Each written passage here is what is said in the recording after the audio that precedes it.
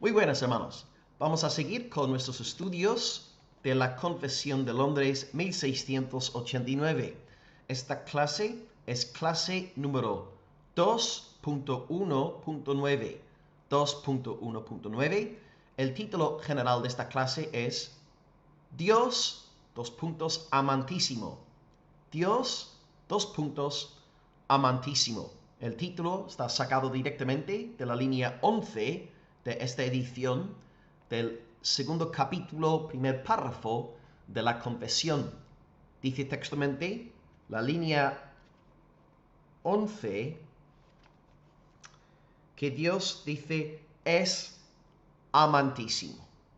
Dios es amantísimo. Por tanto, en esta clase vamos a estudiar la doctrina del amor de Dios.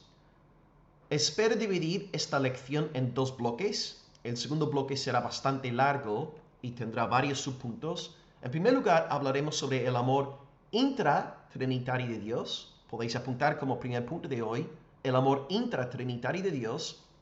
Y en segundo lugar, estudiaremos el amor extratrinitario de Dios. La diferencia sería que antes de Dios amar su creación, con este amor extratrinitario, un amor que sale de la Trinidad hacia otra entidad, hay un amor intratrinitario, es decir, un amor compartido entre el Padre, el Hijo y el Espíritu Santo. Así que vamos a hablar en primer lugar sobre el amor intratrinitario. Mis comentarios aquí serán breves y luego dedicaremos la mayor parte de la clase a este amor extratrinitario del Señor. ¿Ok? Pues bien, primer punto, el amor intratrinitario. Antes de nosotros pensar en el amor de Dios hacia su creación, hay que meditar en el amor que existe entre los tres miembros de la Santa Trinidad. En la Trinidad, los tres miembros de la bendita Trinidad existían en un estado de amor divino. El Padre siempre ha amado al Hijo. El Hijo siempre ha amado al Padre. Y el Padre y el Hijo siempre han amado al Espíritu Santo. Y el Espíritu siempre ha amado al Padre y al Hijo. Y este amor intratrinitario es posible porque, según 1 de Juan 4, versículos 8 y 16, Dios es amor. En la eternidad, Dios ya amó. No empezó a amar en el día de la creación, ya amó antes de la fundación del mundo, porque hay un Dios trinitario. El Padre siempre ha amado al Hijo, el Hijo siempre ha amado al Padre, etc. Juan 17, versículo 24, habla de este amor como eterno, diciendo, Padre, me has amado desde antes de la fundación del mundo. Aquí el Hijo alude al amor eterno del Padre. El amor que hay en Dios es eterno. El Padre es amor eterno, el Hijo es amor eterno, el Espíritu Santo es amor eterno. Y puesto que el amor, por definición, está orientado hacia el otro, el amor eterno de Dios implica que hay pluralidad en el ser divino. Como bien dice D.A. Carson en su libro sobre la difícil doctrina del amor de Dios, esto no se puede decir de Alá, es decir, el Dios del Islam, porque claro, ¿a quién amaba Alá antes de la creación del mundo? A nadie. Pero gracias a la doctrina de la Trinidad, entendemos que las tres personas de la deidad siempre han caminado juntas en perfecto amor. Y fue a partir de ese amor intratrinitario que todo el cosmos fue creado. Este amor intratrinitario significa que los tres miembros, las tres personas de la Trinidad, se deleitan los unos en los otros y están fundamentalmente interesados en promover la gloria y la honra del otro. Dios es amor. Así que para empezar hoy vemos que Dios en sí mismo, antes de crear el mundo, ya es amor, ya habita, ya mora, vive en esta hermosa comunión amorosa. El Padre amando al Hijo y al Espíritu, el Hijo amando al Padre y al Espíritu, el Espíritu amando al Padre y al Hijo. Gloria al Señor. Ahí está el fundamento, la plataforma, para luego lo que será la doctrina del amor extra trinitario de Dios. Con esto vamos a entrar en el segundo punto de la clase, que será largo, y tengo aquí 4 subpuntos.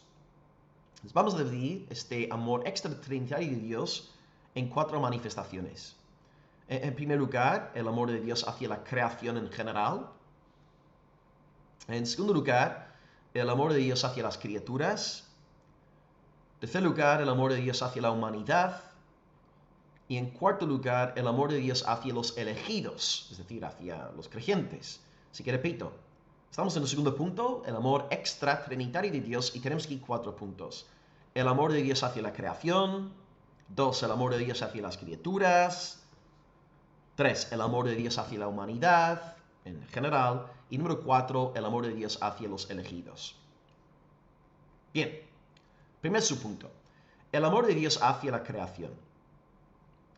En el principio, Dios se deleitó en su creación.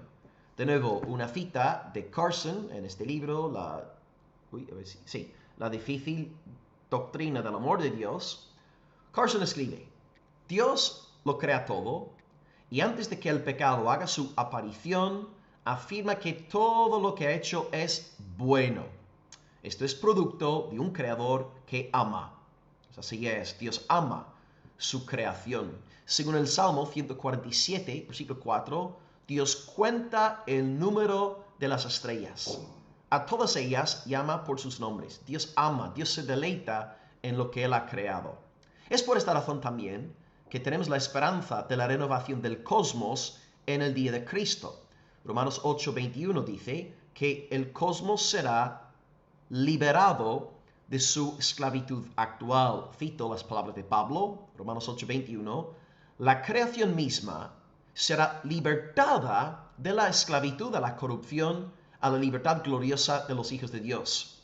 Gracias al amor de Dios, Él no ha abandonado su creación. Él sigue sosteniendo el universo en el presente, demostrando su gran amor hacia el universo. El futuro de nuestro planeta, pues, será glorioso. El pecado no tendrá la última palabra, sino el amor infinito del Creador. Primer subpunto, Dios ama su creación en general. Segundo subpunto, Dios ama sus criaturas. Así que, en primer lugar, a nivel general, Dios ama la creación, amén. Pero también a nivel concreto, particular, Dios ama a sus criaturas. Y estamos pensando concretamente ahora en el reino animal. En puntos 3 y 4 nos enfocaremos en los seres humanos. El Señor se deleita en la belleza y la gran diversidad del reino animal. Él es quien alimenta a todos los animales. Él, de hecho, se encarga de preparar las nubes, la lluvia y la hierba con el fin de dar de comer a los animales que Él ha creado. Cito Salmo 147, 8 al 9. Dios es quien cubre de nubes los cielos, el que prepara la lluvia para la tierra, el que hace a los montes producir hierba. Él da a la bestia su mantenimiento y a los hijos de los cuervos que claman. Por tanto, Dios aquí está preocupado por sus criaturas. Y según el Salmo, hasta cierto punto, las nubes, la lluvia y la hierba existen para los animales. Dios es amoroso. Dios es muy bueno para con las criaturas. En el último verso del libro de Jonás, Dios reprende al profeta por no haber tenido misericordia de una ciudad con más de 120,000 personas y dice muchos animales. Esto sale en Jonás 4, versículo 11. ¿Ves? Dios no se deleita en la destrucción de los animales. El Salmo 36, versículo 6 dice, oh Señor, al hombre y al animal conservas. Cristo enseña algo parecido en un par de lugares del Evangelio de Mateo.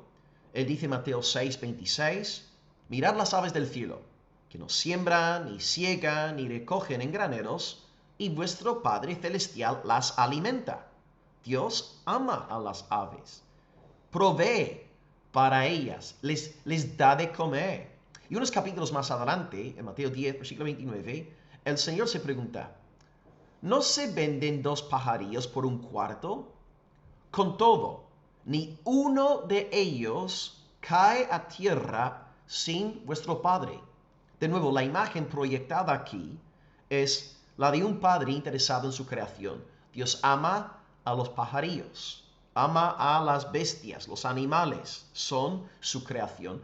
Y ya que es así, el hombre de Dios, el varón de Dios, el siervo de Dios, se preocupa también por su bestia. Proverbios 12, versículo 10 dice, el justo cuida de la vida de su bestia. Un varón de Dios no trata a sus animales con crueldad. Un hombre de Dios, y que tiene el corazón del Señor hasta cierto punto, ama a su bestia, sus bestias, a sus animales. No les trata con crueldad. ¿Cierto? Hay un amor de Dios hacia las criaturas y este amor también está en sus siervos. Así que Dios en primer lugar ama la creación en general, luego 2, ama las criaturas en particular, y ahora en tercer lugar, Dios ama la humanidad. Y cuando digo la humanidad, hablo de la humanidad en general. Ahora, este amor no es un amor salvador, no es un amor salvífico, es un amor general que resalta la bondad de Dios hacia los seres humanos. Hay un amor muy especial de Dios que va dirigido únicamente hacia sus escogidos. No obstante, hay también una especie de amor divino que está relacionado con toda la humanidad. Es una gracia no salvadora, sino común. Y lo que quisiera hacer ahora es nombrar 6 ejemplos de esta gracia común de Dios hacia toda la humanidad. Y aquí podemos ver esa bondad de Dios reflejada, ese amor general del Señor. No es un amor ahora salvador, pero sí es una bondad, una misericordia, un amor de Dios hacia sus enemigos. 6 ejemplos. Y estos 6 ejemplos se aplican a incrédulos. La diferencia entre la gracia común y la gracia salvadora es que la gracia común nos habla de bendiciones que no forman parte de la salvación. ¿Okay? La gracia salvadora nos habla de salvación. La gracia común no. La gracia común habla de bendiciones que Dios nos da que no constituyen la salvación. 6 ejemplos. Ejemplo número 1. Dios restringe el pecado. Dios restringe el pecado. A lo largo de la Escritura vemos cómo Dios frena al ser humano en su entrega a la depravación. Un buen ejemplo aquí sería en Génesis, cuando Dios detuvo al rey Abimelech de tocarle a Sara. Eso es, la mujer de Abraham. Dice Génesis 20, versículo 6, yo te detuve de pecar contra mí. Claro, si no fuera por esta gracia común de Dios, que restringe la maldad de los impíos, este mundo estaría en un estado de caos total. J. Gresham Machen escribe que el Espíritu de Dios, por medio de su gracia común, refrena incluso a los no regenerados. Los refrena de la manifestación plena del poder del mal que los domina. Entonces, este acto de Dios que Él ejecuta, ¿verdad? Él está restringiendo activamente la plena manifestación de la maldad, la corrupción del ser humano. Ese acto de Dios es una muestra de su amor y su bondad hacia la raza humana. Y en este amor también general de Dios, Él levanta a autoridades, instituciones, puestas con el fin de frustrar el avance de la maldad humana. Gracias a Dios por los gobiernos que manifiestan un reflejo de la justicia divina y ponen pegas a muchos malhechores. Así que en primer lugar, la gracia común de Dios se observa en su acto de restringir el pecado de los impíos. Ahí tenéis una manifestación de la gracia común de Dios. Dios restringe nuestro pecado, porque si no lo hiciera, estaríamos viviendo ya en un infierno. Segundo lugar, la gracia común de Dios revela que Dios es paciente. Dios es paciente. La paciencia del Señor es una muestra de su gracia común, de su amor general hacia la humanidad. Por ejemplo, cuando Dios vio la caída de Adán y Eva, Él podría haber destruido a toda la raza humana en aquel instante. Podría haber matado a Adán, a Eva, y bueno, podría haber optado por acabar ahí mismo, aquel día, con la raza humana, pero no lo hizo. No lo hizo, prolongó su misericordia. Y encima anunció el Evangelio, ¿verdad? En Génesis 3:15, que la simiente de la mujer iba a aplastar la cabeza de la serpiente. Un poco más adelante, en los días del diluvio, Génesis capítulo 6, Dios dice, no contenderá mi espíritu con el hombre para siempre. Y Dios dio ahí a la generación de Noé un hueco, un espacio de 120 años para que hubiera arrepentimiento. Y de la misma manera, en nuestros días, los pecadores no han sido fulminados todavía. Si un pecador hoy sigue con vida, es únicamente gracias a la paciencia del Señor. Así que de nuevo, la paciencia de Dios hacia los incrédulos es una muestra de su bondad, su clemencia y de su amor general. No es un amor salvador, porque no efectúa regeneración en sus corazones, pero sí es un amor general. Así que hemos visto que esa gracia común de Dios restringe el pecado. Dos, permite que Dios sea paciente con los seres humanos. Número 3, la gracia común enseña que Dios bendice a todos. Dios bendice a todos. Ahí tenemos una tercera manifestación de esta gracia común. El amor de Dios hacia la humanidad le lleva a bendecir a todos, no solamente a su pueblo escogido. La bendición elemental que todos disfrutamos es la existencia. La existencia es un pedazo de regalo del Señor. Claro, Dios podría haber escogido no crearnos. Después de nacer, Dios no para de colmarnos de bien. Un buen texto en esta línea es Mateo 5:45, donde el Señor Jesús dice que Dios hace salir su sol sobre malos y buenos, y hace llover sobre justos e injustos. Dios nos regala sol, lluvia, cuerpos, ropa, dinero, energía, familias, amigos, la creación. No es que merezcamos semejantes bendiciones, todos son fruto del amor del Señor, de este amor general hacia el ser humano. Son cosas que Dios no tiene por qué darnos, pero lo hace siendo impulsado por esta gracia común, esta bondad que hay en nuestro Dios.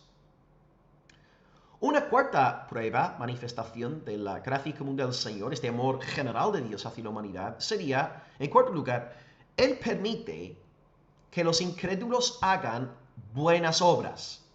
Él permite que, de nuevo, hasta cierto punto, que los incrédulos hagan buenas obras. Ahora, a lo mejor estás a punto de tener un infarto, ¿no? ¿Cómo puede un pecador hacer buenas obras? Cuando digo aquí buenas, utilizo el adjetivo en el sentido relativo de la palabra, en un término puramente humano, ¿verdad? No estoy hablando para nada de buenas obras delante de Dios. Estoy hablando de obras civiles, obras sociales, que los hombres reconocen como, bueno, buenas obras. Y aquí tengo pruebas bíblicas para apoyar esta idea. Jesús nos dice en Lucas 6, aquí he apuntado 22, pero creo que habré tenido que escribir, voy a comprobar en mis apuntes aquí, pido disculpas, aquí en error, a ver, Lucas, perdón, 33. He puesto 22, 33. Ok, en Lucas 6, sí, muy bien. Lucas 6, 33 al 34, Jesús nos dice que los pecadores hacen bien a los que les hacen bien. Jesús reconoce, pues, a nivel relativo, a nivel civil, los pecadores sí pueden hacer bien. Ahora, no estamos hablando de bien como delante de Dios. No están haciendo bien a nivel espiritual, pero sí, en plan civil, pueden hacer bien. Y otro ejemplo, Jesús en Lucas 11:13, dice que los malos saben dar buenas dádivas a sus hijos. Los malos saben dar buenas dádivas a sus hijos. Él les pregunta, ¿cómo? Si vosotros siendo malos sabéis dar buenas dádivas a vuestros hijos, cuanto más el Padre dará el Espíritu a los que se lo pidan. Dios ha puesto en los padres un amor muy tierno hacia sus renuevos. Y es por esta razón que hasta el mundo incrédulo reacciona escandalizado ante la noticia de que una joven italiana de 23 años, llamada Martina Patti, mata a su hija de 5 años. ¿Verdad? Fue un escándalo a nivel ya internacional, todos los periódicos de Europa sacando la noticia. ¿Cómo puede una madre matar a su propia hijita? ¿Ves? El mundo tiende a hacer bien a sus hijos. Es poco común entre nosotros que un padre, que una madre mate a su propio hijo. Pero si no fuera por la gracia común de Dios, esto es lo que se estaría dando ahora mismo en el mundo. Pues la gracia común de Dios la que permite que los incrédulos hagan buenas obras. Una quinta prueba, un quinto ejemplo de la gracia común del Señor, este amor general, es que Dios también permite que los incrédulos conozcan ciertos aspectos de la verdad. Repito, Dios permite que los incrédulos conozcan ciertos aspectos de la verdad. ¿Qué cosas aquí tengo en mente? Bueno, nombraré 3. En primer lugar, Dios permite que el ser humano conozca a Dios. Todos los seres humanos, de manera intuitiva, saben que Dios es, saben que Dios existe. Romanos 1:21. Esto forma parte de nuestro ADN. Todos sabemos que Dios existe. El problema, según Romanos 1, es que el ser humano detiene este conocimiento con injusticia. El pecador pelea contra la autoridad de Dios y la santidad de Dios que están en su corazón. Él sabe que hay Dios. Él sabe que Dios es la autoridad. Él sabe que Dios es santo, pero como el pecador es malévolo, lucha contra este conocimiento y procura enterrar la luz del Señor. Pero Dios ha permitido que todos los hijos de Adán conozcan la realidad de Dios. Todos saben intuitivamente que Dios existe. En segundo lugar, en cuanto a su gracia común, Dios también escribe un código moral en los corazones de todos los hijos de Adán. Los cristianos no somos las únicas personas con conciencia. Hasta los incrédulos tienen conciencia. De ahí el repudio general y condena total a Martina Patti por haber asesinado a su hijita de 5 años en Italia. Por esta misma razón, los no regenerados pueden llegar a sentirse culpables. Por ejemplo, Judas Iscariote, después de haber vendido a Cristo por 30 piezas, 30 monedas de plata, dice que él experimentó remordimiento por haber pecado contra sangre inocente. Ahí podéis leer Mateo 27, versículo 4. Esto quiere decir que Judas, pese a ser un hijo del diablo, contaba con la ley moral escrita en su corazón. Y todos los seres humanos tienen este código moral, tienen conciencia. Y la conciencia del pecador es una amiga del evangelista. Porque cuando predicamos la palabra de Dios y usamos la ley para demostrar al pecador que está bajo la ira de Dios, que es un malévolo, corrupto, depravado, hijo del diablo, pues la conciencia en el impío testifica de que es así. Así que ahí el evangelista cuenta con una amiga. La conciencia del incrédulo es una amiga del evangelista. Entonces Dios permite que los incrédulos conozcan de su existencia divina, permite también que conozcan la ley moral, por eso todos los seres humanos tienen conciencia, no solamente los cristianos. Y la tercera cosa que nombraría aquí, en cuanto a la gracia común, es que Dios también permite que el pecador disfrute de un cerebro. Dios podría habernos entregado a la locura por nuestro pecado, pero en este amor general hacia la humanidad, Dios nos da una pasión por la verdad y la lógica. A través del uso de su cerebro, el ser humano puede identificar mentiras y ser creativo, y gracias al cerebro se han hecho grandes avances en los campos de la ciencia, la medicina, la tecnología. Así que, gloria a Dios por la luz, gloria a Dios por el Internet que estamos ahora usando para impartir esta clase, gloria a Dios por los webcam, amén. Gloria a Dios por el aire acondicionado, que aquí en el sur de España no puede faltar, ¿verdad? Sin el aire acondicionado, yo no puedo grabar clases, no puedo ni siquiera preparar clases, porque estaría tirado en el suelo medio muerto ante el calor de aquí. Gloria a Dios por los coches, gloria a Dios por el ibuprofeno, etc. Gloria a Dios por todos esos avances en diferentes campos, porque son una manifestación del amor general de Dios hacia la humanidad. Todo es fruto de su gracia común.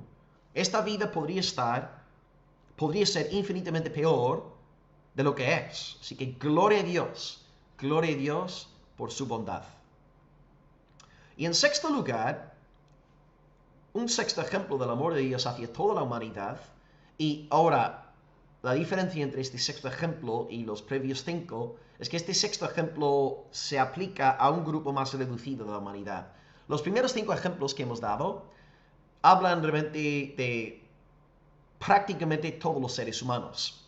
Pero este sexto ejemplo es ya un grupo, está hablando de un grupo más restringido.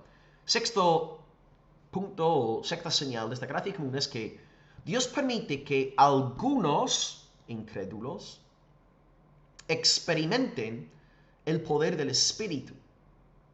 Dios permite que algunos incrédulos experimenten el poder del Espíritu. Según la Biblia, es posible que un incrédulo llegue a experimentar algo del poder del Espíritu Santo. En Hebreos 6:4, por ejemplo, donde el autor nos está hablando sobre apóstatas, falsos creyentes, dice que ellos fueron hechos partícipes del Espíritu Santo. Y a primera vista uno podría pensar, wow, era gente salvada que luego perdió la salvación, pero no es así. Experimentaron algo del poder del Espíritu Santo sin llegar a nacer de nuevo. Pongo varios ejemplos. En el Antiguo Testamento podemos pensar en el enemigo del pueblo de Dios llamado Balaam, falso profeta. Su vida sale relatada entre Números 22 y Números 24.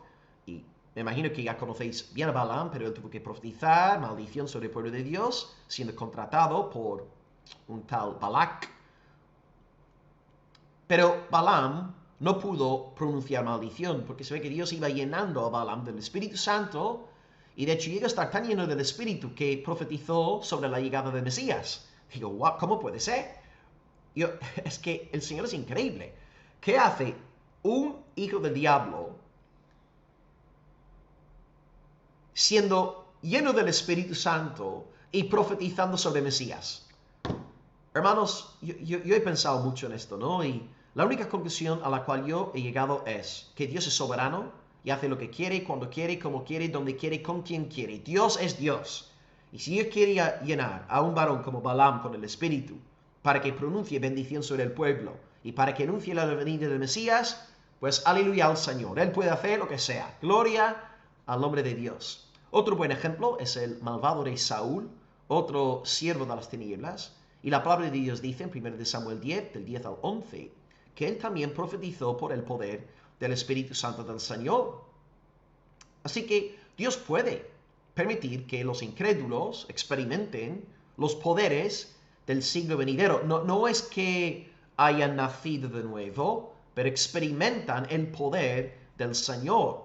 Creo que en el Nuevo Testamento podemos volver a pensar en Judas Iscariote, un hombre a quien antes hemos nombrado en esta clase, porque él fue investido de poder y autoridad de Mateo 10 para, entre otras cosas, sanar a los enfermos, echar fuera a los demonios, limpiar a los leprosos, etc. Mateo 10 del 5 al 8. Ahora, Judas Iscariote no era salvo, pero contaba con una medida muy singular del Espíritu de Dios, porque Judas no limpió a los leprosos, él no sanó a los enfermos, fue el Espíritu de Dios obrando por medio de él. Así que Judas Iscariote fue hecho partícipe del Espíritu Santo.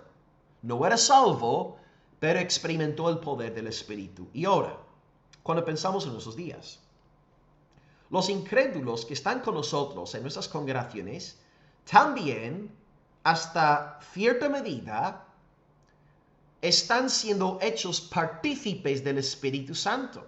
Porque domingo tras domingo, cuando nos reunimos como iglesia para alabar a Dios, el Espíritu se mueve de una forma muy peculiar.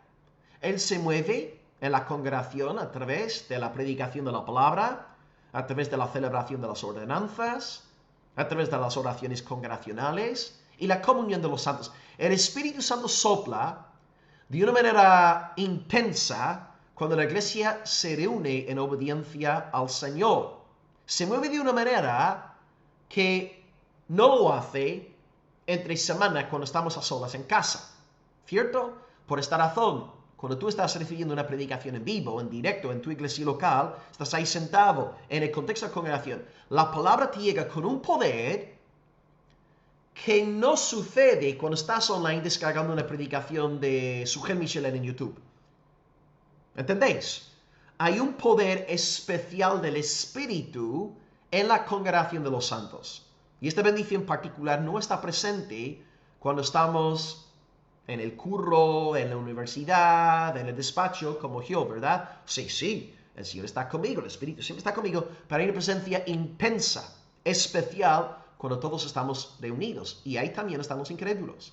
Están siendo expuestos a los poderes del siglo venidero. No quiere decir que hayan nacido de nuevo, no quiere decir que vayan al cielo, no quiere decir que sean hijos de Dios, pero sí están experimentando los poderes del siglo venidero. Y esto también es un fruto de la gracia común, el amor general de Dios hacia la humanidad. En suma, para cerrar este tercer punto sobre el amor extratrinitario de Dios, hemos visto 6 señales del amor general de Dios hacia la humanidad. En primer lugar, hemos visto que Dios restringe el pecado, porque si no lo hiciera, este mundo sería, vamos, como Sodoma y Gomorra, como el lago de fuego y azufre. En segundo lugar, Dios es paciente, es decir, no fulmina a los pecadores al instante. 3, Dios bendice a todos, dándonos sol, lluvia, ropa, cuerpos, existencia, familias. 4, Dios permite que los incrédulos hagan buenas obras. Por eso los padres hacen bien a sus hijos. Y el mundo reacciona escandalizado ante el asesinato de un hijo por parte de su madre, que antes citamos el ejemplo de Italia. 5, Dios permite que los incrédulos conozcan ciertos aspectos de la verdad. Por ejemplo, todos los incrédulos saben que Dios existe, todos los incrédulos tienen conciencia y todos los incrédulos tienen cerebro. Pueden usar la lógica, la razón, la creatividad de la mente para que haya avances en los campos antes nombrados, la ciencia, tecnología. Y finalmente, número 6, Dios también permite que algunos incrédulos experimenten el poder del Espíritu. Balaam, Judas Iscariote, Saúl y los incrédulos que están con nosotros en la iglesia semana tras semana. No son del Señor, no han nacido de nuevo, pero sí están siendo hechos partícipes del Espíritu Santo. Hebreos 6, versículo 4. Y acabamos hoy nuestro estudio sobre el amor de Dios y el amor extratrinitario de Dios con este dulce amor que sí es salvador. Todo lo que hemos visto hasta ahora en cuanto al amor extratrinitario no es un amor salvador de Dios. Dios ama su creación, Dios ama sus criaturas, Dios ama la humanidad, pero no es un amor salvífico. Lo que tenemos ahora en el cuarto lugar es un amor salvador de Dios. Es una gracia ya eficaz, es una gracia salvadora. Y aquí pues Dios ama a sus escogidos de una manera en la que no ama al resto de la humanidad. Dios ama a los incrédulos, ¿vale? Sí, hay una gracia común en Dios, hay un amor general, pero no los ama de la misma manera que ama a sus escogidos. Pues el cuarto subpunto es que Dios ama a sus elegidos, el amor de Dios hacia los elegidos. Este es el amor particular de Dios que se encarga de escoger, redimir y glorificar a los escogidos. Así que voy a demostraros 3 textos bíblicos que dan testimonio de esta realidad y luego acabamos. Y como siempre tenéis las preguntas por debajo del vídeo. En primer lugar, la elección. Bueno, el texto clásico aquí es Efesios 1, 4, 5. Efesios 1, 4 5, donde Pablo dice que Dios nos escogió en Cristo antes de la fundación del mundo para que fuésemos santos y sin mancha delante de Él, en amor habiéndonos predestinado para ser adoptados hijos suyos por medio de Jesucristo según el puro afecto de su voluntad. Entonces, Pablo explica que la base de la elección, la base de la predestinación de Dios es su amor. No es nuestro mérito, porque Pablo ahí aclara que Dios nos escoge para que seamos santos. No dice Dios nos escogió porque sabía de antemano que íbamos a ser santos. No, dice Dios nos escogió en amor para que fuéramos santos. Entonces el amor de Dios es la raíz de su elección, no nuestro mérito. Así que en primer lugar, Dios nos ama con un amor concreto, un amor salvífico, y este amor es la base de su elección divina. En segundo lugar, también tenemos el amor de Dios como la fuente de nuestra redención. En primer lugar, somos elegidos por amor. En segundo lugar, somos redimidos por amor. Aquí cito Gálatas 2:20, donde Pablo dice que el Hijo de Dios me amó y se entregó a sí mismo por mí. Así que ahí vemos como el amor de Cristo es la base de su obra redentora a nuestro favor. Y Jesús también enseña en Juan 15:14 que nadie tiene mayor amor que este, que uno ponga su vida por sus amigos.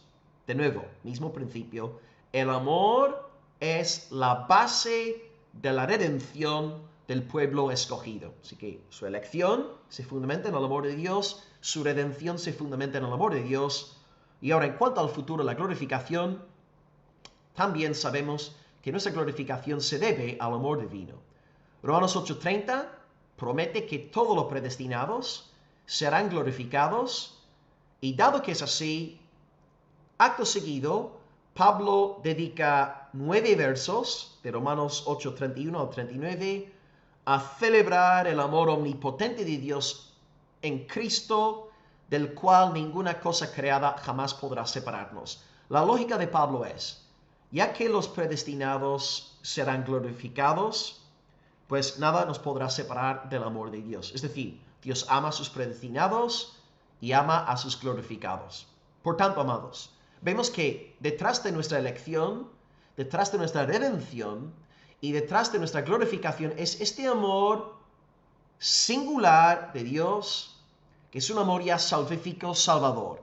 Y este amor no es derramado sobre todos los hijos de Adán, sino únicamente sobre el pueblo elegido de Dios.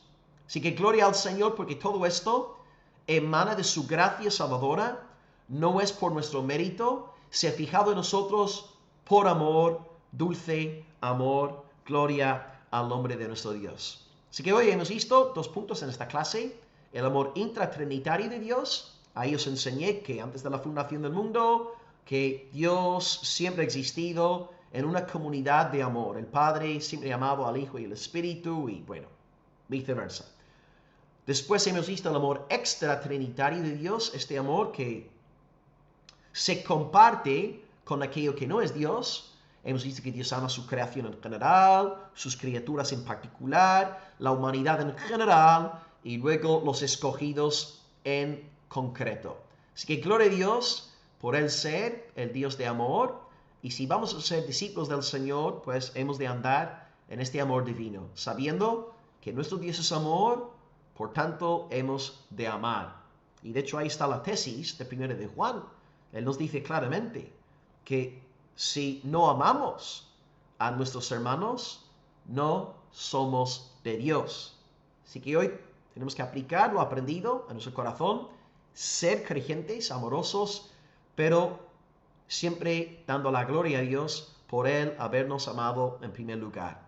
Podemos amar porque hemos sido amados. Gloria al Padre, gloria al Hijo, gloria al Espíritu Santo, gloria a la Trinidad amorosa, y el pueblo de Dios dice amén. Un abrazo desde María en el amor de Cristo y nos vemos en la siguiente entrega, si el Señor así lo desea. Soli Deo Gloria. Amén.